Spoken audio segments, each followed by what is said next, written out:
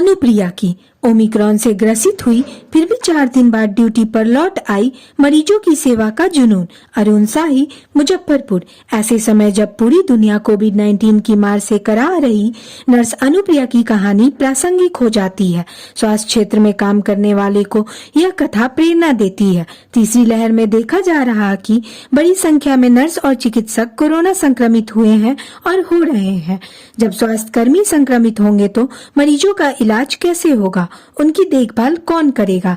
ऐसे भी भारत में आबादी की तुलना में चिकित्सा कर्मियों की संख्या कम है।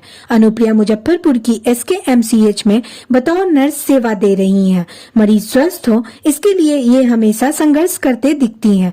इसी दौरान ये कोरोना की चपेट में आ गई। सर्दी, खांसी और बुखार से पीड़ित होने की वजह से ये मरीजों से दूर होकर क्वारंटाइन हो। जांच में इन्हें ओमिक्रॉन निकला। थोड़ी घबराहट थी तो मरीजों से दूर होने का दर्द भी। नियमित रूप से दवा लेने की वजह से ये 4 दिन में ही ठीक हो गई। इनकी रिपोर्ट भी निगेटिव आ गई।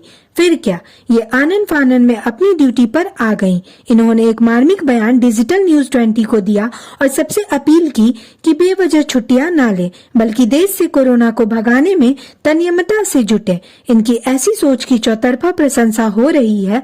अनुप्रिया कहती हैं कि मरीज कराहते हुए आते हैं, लेकिन जब वे स्वस्थ होकर जाते हैं तो दिल को सुकून होता है। कई ऐसे मरीज होते हैं जो कुछ भी करने की स्थिति में नहीं होते, इन्हें भी संभालना पड़ता है। समस्तीपुर जिले के ताजपुर रामापुर महेशपुर की निवासी हैं। ये स्वर्गीय सीताराम शुक्ला की पुत्री हैं।